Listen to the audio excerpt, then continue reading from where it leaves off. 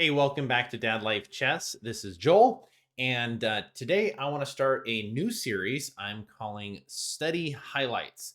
And really, in line with my goal to spend more quality time studying chess, I thought, hey, if I find some positions in books or maybe tactics that I think are interesting, I want to share it with the channel. So today I'm going to go through a few different positions that I found to be pretty cool. These were really from this last week, maybe the week before as well. But what I've been doing, and this might be helpful for you as well, is I basically have a Google document that I just screen capture or I screenshot any tactics or cool positions from books that I'm studying, or maybe a course that I'm going through on Chessable, or perhaps a chess tempo tactic. I literally just screenshot it. I take that screenshot and I throw it on nothing fancy. I just throw it into the Google Doc. And then after about a week or so, I like to go and review them, just kind of look at them. And so that's what we're doing today. We're going to look at a few positions. Actually, I have 12 positions that I find to be pretty cool. Some of these are pretty easy to see or spot, but hopefully this will be educational and entertaining. So we're going to jump right in. So these first few puzzles were actually from the book How to Beat Your Dad at Chess. This is a book that was recommended by the Chess Dojo early on in their their ratings rankings, I should say. They have suggested books to read by rating, and I don't know, maybe it's just because I like to a little OCD about it. I want to go through all of the books that they recommend, starting at the very beginning, and that way I can kind of fill in some gaps of my chess understanding. I've had this book for quite a while, but I never really read it. I never went through it. These last week specifically, maybe the week before I kind of started it, but I really just focused in last week and finished it. It is a great checkmate primer if you're kind of starting out in chess. I think it's fantastic. I would say really around that 1,000 range. It's awesome, but it was also a very good review even at my level. Some of these tactics were just pretty awesome. So anyway, the one that we see on the board, you're welcome to pause it or just enjoy it for whatever it is. I'll give it a moment to pause in between most of these tactics. This one's pretty obvious. Basically, I think this is the Arabian mate. I'm really bad at remembering the names of the checkmates, so forgive me. I will probably butcher many of them, but there's a checkmate pattern that is easy to understand, and that is you take here, sacrificing the queen for the rook. The knight takes, and then you have to go here. And the only way white can stop this checkmate right here is to sacrifice here. But after this, because it is check, you get this, and if they try to push this, game over. So pretty cool checkmate pattern to know. As long as you know this pattern right here, you'll see this queen taking of the rook and sacrificing the queen for the rook. And then this right here is just a deadly checkmate. No way to stop it apart from, I mean, basically the queen's just going to have to sacrifice herself, because even these kind of checks, the king's going to come up here and the queen's just going to have to take here, and there's no way to stop it. So, all right, that was a fun one. Next puzzle, also from How to Beat Your Dad at Chess. This one was way cool. Like, I looked at this for quite a while, and this is a phenomenal puzzle. It's just a really awesome puzzle. If you know the checkmate pattern that we just saw, it'll kind of help you to understand this one. Now, I've given you time. If you want to pause it, feel free to pause it. You're welcome to pause it. But I'm just going to jump into the answer here. Okay. So if we could magically get our rook to this square, it would be checkmate. But the problem is because basically he's going to have to go here. So if I could get my rook here, he's going to go here. And then I can go here, rook here, and that is checkmate. Um, but as you might imagine, the rook does not fly over from c2 to e8 jumping over pawns and rooks and such. Now, if I just go here, now if my king, if he obliges and goes there, obviously that's just a really bad move. However, if the king goes here, he gets out and it's an even game. But there's a move in this position that is just awesome. It is this: rook to c1, exclamation point. You attack this bishop, and no matter where the bishop goes, um, you're going to be able to either A, threaten checkmate or win material. Okay. So let's just say, for instance, the bishop goes to e2. Now you're able to check here, boom, skewer. Okay. So let's think about a different place. Obviously, the bishop can't go here or here, be taken. What if the bishop goes here? Now I can go here. This is the whole point. Now I'm in this range, and now I've gotten on that e file, and it's going to be very difficult to stop checkmate. Matter of fact, black basically just has to give up a ton of material here, and you can even just do things like this. If they go here, it doesn't matter because this is still a threat, and they have to go back here, and you're just going to be able to win this game. Okay, so after we go to rook c1. Probably the most accurate, the best move is bishop e2 because you're going to lose material, but you're going to escape checkmate.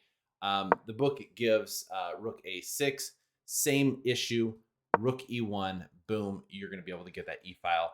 And there's no way to stop it. There's really no way to stop it. I mean, you basically, to try to stop this, you're just going to give away material, and yeah, so lights out.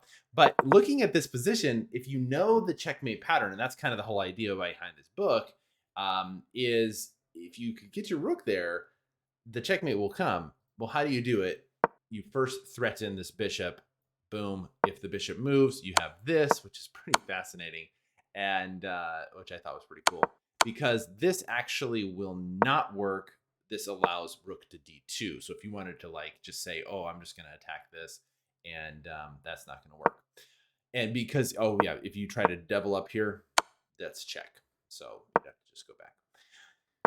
So that was position number 2. Let's look at this third position. Okay, this is a really cool one. It's a very familiar checkmate pattern. Now, white is, you can almost imagine the white bishop had to like retreat back and is saying, hey, you are not allowed to be this close to my king. Get out of here, queen. Now, black would probably be normally scared and want to retreat, move the queen back, maybe bring it back or something like that. However, there is a phenomenal move in this position, knight to g4, and we're going to give that a double exclamation point. This is absolutely beautiful. The point is, if bishop takes queen, knight takes f2, that is a somewhat, that's like a pseudo smothered mate right there. Now, let's just say that he sees that and he's like, I am not going to be taking your queen. What else can they do? Like, literally, what else can they do? It's not just that I'm threatening here and here. I'm also threatening here. So let's say the rook goes here. I'm just going to try to guard. Check. Bishop takes, mate. If king here, checkmate, there's nothing you can do.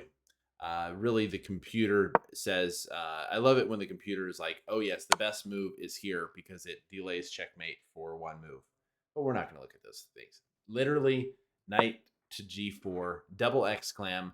There is no way to get out of checkmate. Pretty cool position. All right, next position. This was also from the How to Beat Your Dad at Chess, and this is a really cool one because it shows the power of this checkmate. Basically, you're going to be sacrificing a ton of material, but at the end of the day, you're going to get checkmate. And you probably see the pattern if you haven't seen it before. This is it right here. Knight to g3. And the best move in this position, ironically, is to move the king and to lose the queen. But most players are going to take here, and then you go check. And the king's like, I'm just going to escape. No problem whatsoever. Watch what happens. Check. He's like, oh, I'll take more material. Boom. Okay, I'm just going to escape. Check. Nothing. Going back. This is a beautiful checkmate pattern. And then the point is here and checkmate. So going back, knight to g3, double exclam, gonna be sacrificing material and or winning the queen. If they take, there is no way around this checkmate pattern here. Boom, boom, boom, boom, boom, and checkmate. So fun one. Not a very common checkmate pattern, but definitely a pretty awesome one. Okay, so this one is again another really cool checkmate pattern, or at least a great. There's a phenomenal move in this position. If you want to pause it, go ahead and see if you can pause it and find this. This was actually from a game, Karpov Taimanov, and Taimanov played a remarkably beautiful move. If you see the follow up with this move, it is awesome. This is one of those moves. This is one of those positions that you see and you're like, okay, that is so cool. That's a great chess position. So the first move is not super hard to see, but the follow up is kind of hard. The first move is knight to g3 check, and that is worthy of a triple exclam if chess.com would give it to me. The point being, if the queen takes, you simply just take the rook and you're winning, like absolutely winning. But if you take with the pawn, which makes sense, you think to yourself, okay, I got to get this queen over here, but then it's just going to take, I got to find a way to checkmate this king. If you see this move, it's just gorgeous. Rook to a8 exclam. There is no way apart from like, just giving up all your pieces and still you're just going to be a checkmate. There's no way to stop rook to h8 checkmate. How beautiful is that? Look at this position. Look at this position. Knight g3, opening up this file, knowing that this pawn is blocking. There's no way to stop this. And no matter what white does here or whatever, it is checkmate. So that's a beautiful position. That's probably one that I will show my students for sure. Definitely one I would save to show the beauty of chess. If you need a position to show the beauty of chess, this is definitely one of them. All right, next position. This one is super cool. It's a queenside checkmate, is they had it titled as. If you can see this position, if you see this move, it's pretty remarkable. And actually, when I was looking at this position, I didn't actually see it. I didn't actually see the correct move. There's actually two moves that kind of win the game necessarily, but you have to see the follow up. And it's beautiful. Rook takes c3. I mean, queen takes c3. Now you think to yourself, how in the world does this work? The point is, if they take back with the pawn, checkmate. Take back with the queen, you think, okay, well, you gave me your queen. I take your queen. I'm just going to get your pieces back. But no. The pawn is pinned to the king. Going to take here. Everything is falling apart. This is the kind of position when you see this, like if you were able to play this kind of position in a game, queen takes c3, like imagine how awesome that would feel. Like to be able to play queen takes c3 and your opponent's like, wait, what? How in the world is that a possibility? And even if they see this and then the rude awakening of losing like all your material, like queen takes c3, wow, that would just be An awesome, awesome move to play. All right, next position. Pause it if you want to solve it yourself. This is a kind of position that, if I said, hey, there's a puzzle here, it doesn't it's not too hard to see the first move, but the follow-up is kind of cool, and there's a kind of a depth to this tactic that I think is instructional, and that is this. Boom. Rook takes, right? Queen takes. What's the follow-up? Queen g4, threatening checkmate. But not only that, no matter where the king goes, let's say the king goes, the king can't move anywhere. Okay, the king can't move here, here, here, or here because I can't move there. Can't skip over two spaces, and it would be check. It would be check. So no matter where the king goes, it's just going to be checkmate, right? So let's say they go here to block it, or even if they play g6. The point being, this X-ray, boom, check, boom, and you win the queen. So it's kind of a cool position in the sense that you're exchange sacrifice temporarily. Boom, you're lining up the queens on this diagonal, also threatening checkmate, and there's no way to stop this kind of move, discovering the attack on the queen, and white's gonna be up a significant amount of material. All right, next position. This one is one of those moves that kind of blows your mind. Quite honestly, I definitely missed this when I was trying to solve it. I did not see this. I was trying everything. I was trying to figure it all out, and it's beautiful. It's beautiful. Bishop to g1, double exclam. The point being, I'm threatening rook h2 checkmate, and if there's really nothing they can do. I mean, they can basically give up all the material. It's the same kind of tactic that's going to happen. But let's just say they take here. Rook h2 check, king takes, queen to f2 check, here, boom, checkmate. Like, that is a beautiful, beautiful checkmate. I mean, like, look at this position.